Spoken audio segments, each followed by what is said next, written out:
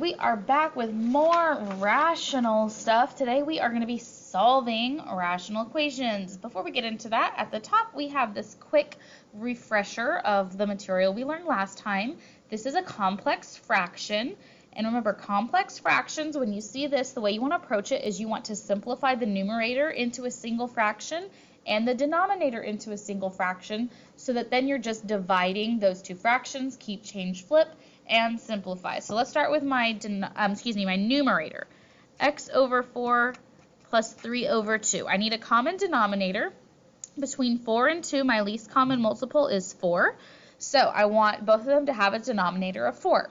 On the left, I'm already good to go. It's already got a denominator of 4. On the right, I'm going to multiply the top and the bottom by 2 so that my denominator is 4. Now that I have like denominators, I can add these two fractions, add the numerator, the denominator stays the same, and I cannot simplify this any further, so this is now going to be the numerator for my simplified complex fraction.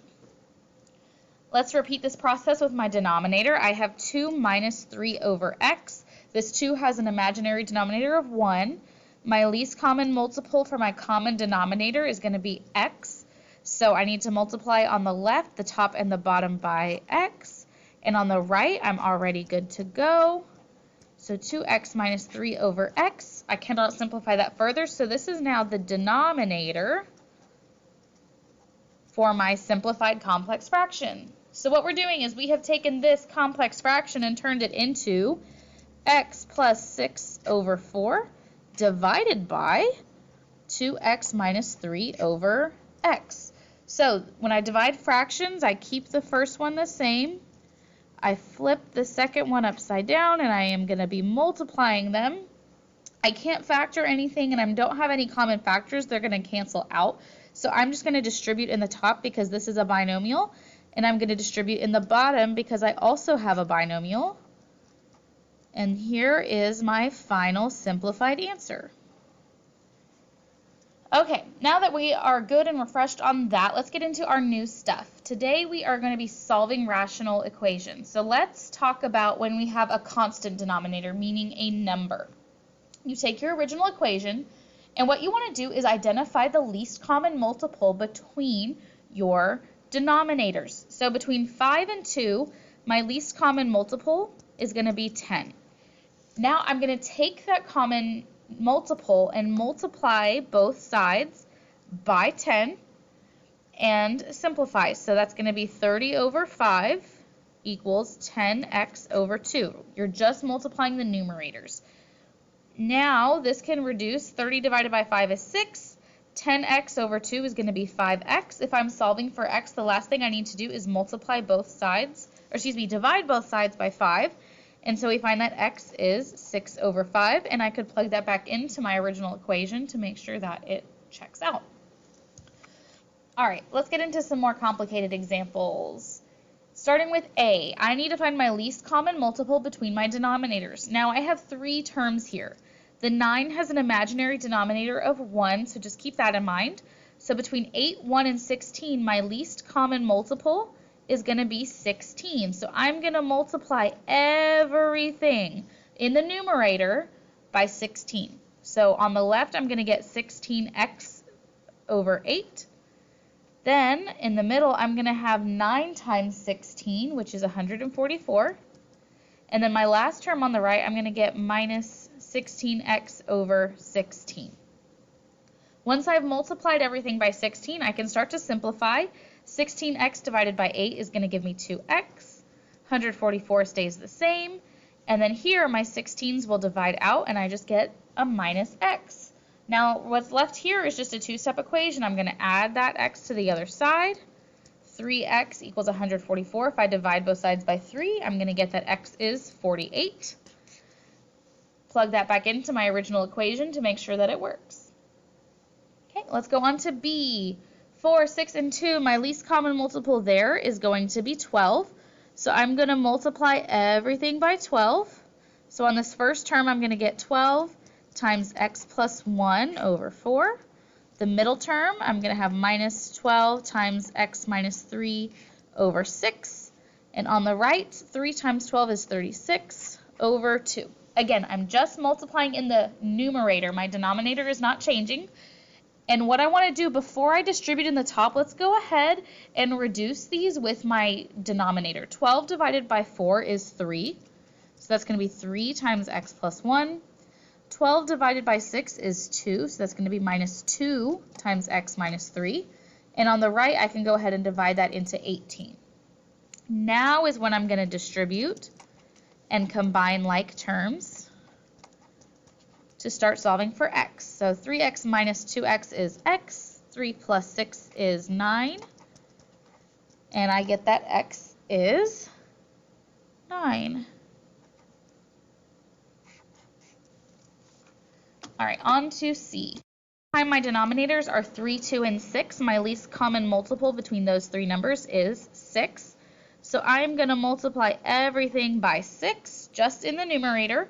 So 6x squared over 3 plus 6x over 2 equals 30 over 6. Simplifying, 6 divided by 3 gives me 2x squared. 6 divided by 2 gives me 3x. And then 30 over 6 gives me 5. So this is going to end up being a quadratic if I move that 5 to the other side. Let's see, a is bigger than 1. 2 times negative 5 is negative 10. B is 3. What numbers multiply to negative 10 and add to 5? Excuse me, add to 3. That's going to be positive 5 and negative 2. So divide both of those by a. This becomes negative 1. I want to make that a whole number. 2x plus 5 times x minus 1. So I'm going to have two solutions. 2x plus 5 equals 0. That means x is going to be negative 5 over 2. And then x minus 1 is 0, which means x is going to be 1. There are my two solutions. Plug them back in to make sure they work. Okay. That was when we had constants in our denominator. But what happens when I have a variable in the denominator? We follow the same steps. We take our original equation and we find our least common multiple. But in this case, our least common multiple is going to have an x or a y, some kind of variable in it. So let's look at this guided example here. My denominators are x, 3x, and 3, which means my least common multiple is going to be 3x. So I'm going to multiply both sides by 3x just in the numerator. So on the left here, that's going to give me 21x over x minus 3x over 3x. And on the right, I'm going to get 24x over 3. So if I can simplify, I can cancel out those x's. This becomes 1 and 8x. 21 minus 1 is 20. And if that's 8x, I can divide both sides by 8. And I get, as a reduced fraction, that x is 5 over 2. Now, what's really important here is that you plug it back in to make sure you don't get 0 in the denominator. If I plug 5 over 2 into both of my x's, nothing's going to become 0, so I'm good to go. Let's jump into some more examples. Example D, my least common multiple between 25 minus y and 4. Now, if they don't already have anything in common, remember your least common multiple is just the product of your two denominators. So 4 times 25 minus y. So I'm going to multiply everything on both sides, just my numerators, by that least common multiple. So on the left, I'm going to have 9 times 4 times 25 minus y over 25 minus y, and that's going to equal negative 1 times 4 times 25 minus y over 4. Now let's cancel out my common factors. 25 minus y, 25 minus y. That's going to leave me with 9 times 4, which is 36. The 4's will cancel here. I'm just going to be left with negative 1 times 25 minus y, so I'm going to get minus 25 plus y, which just leaves one step left to solve, which is to add 25 on both sides, and 61 equals y. Make sure if I plug it in, 25 minus 61 is not 0, so it will not cause me to have a 0 in the denominator, and we're good to go. All right, on to E. My denominators are x, x minus 2, and 1.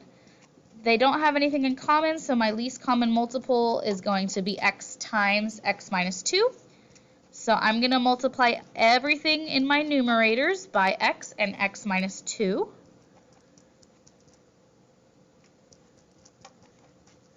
So So there's on the left.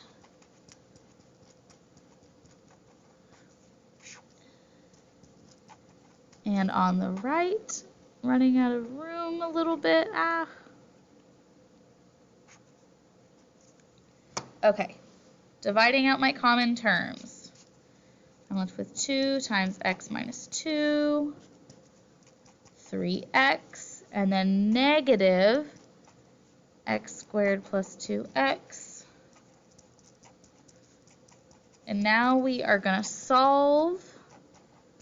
All right, and that squared tells me that this is going to be a quadratic, so I'm going to go ahead and start moving everything to the other side. And I'm going to get x squared minus 3x minus 4 equals 0. This will factor. So I'm going to have 2 solutions, and we need to check both of them to make sure that we don't end up with a negative, or sorry, not a negative, 0 in the denominator. 4 is good, negative 1 is good. Okay, here are my 2 solutions. Okay, last but not least, f. I have x minus 2, x and x minus 2, so my least common multiple is going to be x times x minus 2. So we're going to multiply everything times that least common multiple.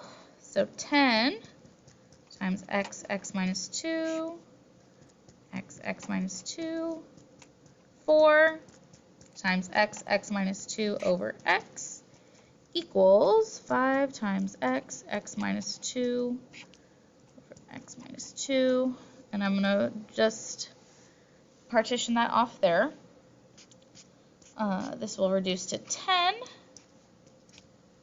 4 times x minus 2 equals 5x. I'm going to distribute that 4 and solve. So 10 minus 8 is 2. If I move the 4x over, I get that x is 2. But if I plug this back in, 2 times 2 is 0. It's going to give me 0 in the denominator, so that will not work, and therefore I have no solution for problem F. Alrighty. And that concludes our notes today on solving rational equations.